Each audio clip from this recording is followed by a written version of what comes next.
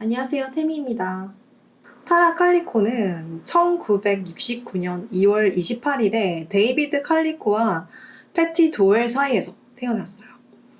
부모님이 이혼을 한 후 엄마와 새아빠와 함께 뉴멕시코주의 벨렌이라는 동네로 이주해 살기 시작했어요. 1988년 타라는 대학교 2학년이었어요. 키는 165cm에 갈색 머리를 한 소녀였는데 공부도 잘했고 심리학을 전공하고 있었어요. 타라는 자신의 핑크색 자전거를 타는 것을 좋아했는데 매일 아침마다 자전거를 탔다고 합니다.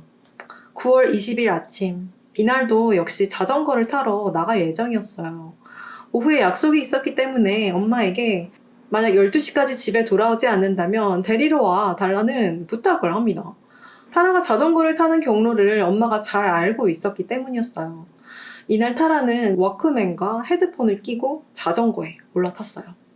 그리고 집을 나섭니다. 타라는 항상 47번 고속도로를 지나다녔는데요. 이날 12시가 지나도 타라가 돌아오지 않아서 엄마는 딸을 데리러 가기 위해 길을 나섭니다. 47번 도로를 따라 운전했는데요. 타라의 모습이 어디에도 보이지 않아요. 타라는 흔적도 없이 사라졌습니다. 사실 엄마는 타라와 함께 자전거를 탄 적이 있는데 뒤에서 어떤 차가 따라오는 것 같아서 위협을 느낀 뒤로부터는 타는 걸 그만뒀는데 이날 아침 딸에게 호신용 스프레이를 가지고 가라고 했지만 괜찮다고 답한 딸이 갑자기 걱정이 되기 시작했어요. 엄마는 도로를 2바퀴나 더 돌았지만 딸의 모습은 어디에서도 보이지 않았고요. 결국 경찰에 신고를 합니다. 타라가 사라지자 지역 경찰은 즉시 수사에 착수했어요. 처음에는 실종자가 많지 않은 벨렌 지역에서 잠깐 나갔다 온 것 정도로 생각했지만 시간이 지나도 돌아오지 않았기 때문에 이건 실종일 가능성이 높았어요. 주변 주민들에게 목격 여부를 확인하고 자전거 흔적과 길가의 단서들을 살폈지만 별다른 정보는 나오지 않습니다. 목격자들의 말에 따르면 타라가 고속도로에서 자전거를 타는 것을 보았고 어떤 하얀 픽업 트럭이 뒤를 밀접하게 추적하는 것을 봤다는 진술이었어요. 그리고 다른 목격자는 오전 11시 반쯤 3km 떨어진 발렌시아 카운티에서 타라를 봤다고 증언합니다. 타라의 엄마는 다시 한번 고속도로를 체크했는데요. 도로 옆에서 딸의 깨진 워크맨 조각과 카세트 테이프를 발견합니다. 하지만 딸의 핑크색 자전거는 어디에서도 보이지 않았어요. 그리고 그 옆에서 타이어 자국과 자전거 바퀴 자국도 보였는데요. 도대체 타라에게 무슨 일이 일어난 걸까요? 그녀는 마치 증발한 듯 사라져 버렸어요. 약 9개월 후 1989년 6월 15일 플로리다주의 한 편의점 주차장에서 충격적인 폴라로이드 사진이 발견됩니다. 사진 속에는 입과 손이 테이프로 묶인 소녀와 소년이 차량 안에 있는 모습이었어요.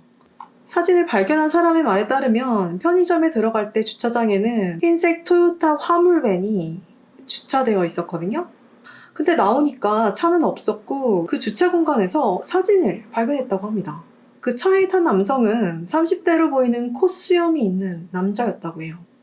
경찰은 폴라로이드 사진을 먼저 조사하기 시작했어요.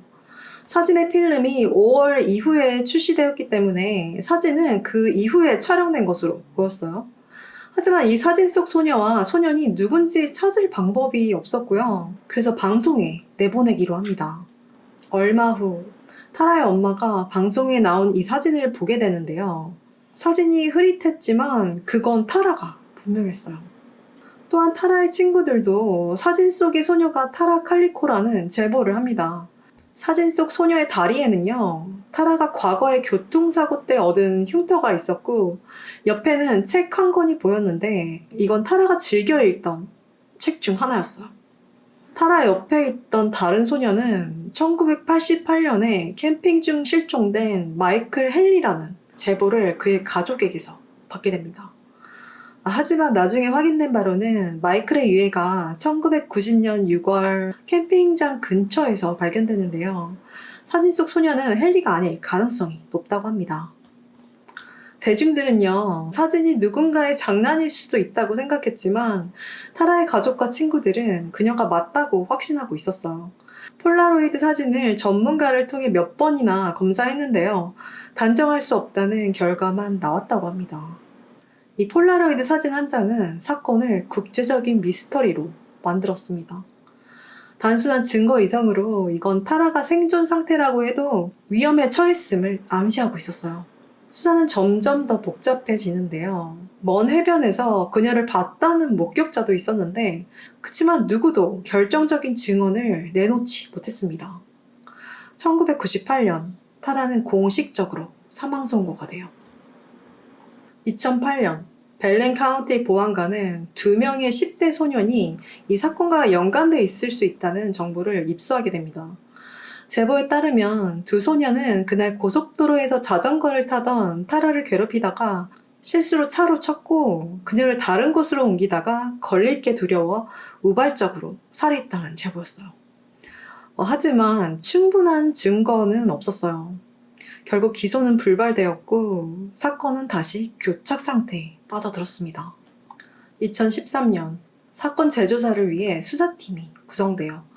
당시 증거들을 재분석하고 오래된 보고서를 검토하며 수년간 재조사했지만 어떤 명확한 결론을 내지 못해요. 2019년에는요, FBI가 새로운 정보 제공자에게 최대 2만 달러의 보상금을 제시하면서 단서 제공을 요청하는데요. 2년 후 2021년 벨렌 경찰은 새로운 단서를 확보했다는 발표를 합니다. 그리고 발렌시아 카운티에 위치한 개인주택에 대한 봉인된 영장이 발부되었다고 말했어요. 그리고 가장 최근이 2023년 6월 13일 경찰은 사건에 대한 중대한 진전을 발표하는데요. 사건 초기 타라의 워크맨 조각과 카세트 테이프가 발견됐다는 말은 소문이고 사실 팩트가 아니라고 말해요. 그리고 타라 칼리코에게 무슨 일이 일어났는지 그리고 용의자가 누구인지 알고 있다고 말합니다. 현재 용의자의 신원과 세부 정보는 법원에 의해 아직 공개하지 못하지만 현재 법원의 승인을 기다리고 있는 중이라고 합니다. We know there have been numerous theories about what happened to Tara. To preserve the integrity of the investigation, we cannot reveal all that has been learned.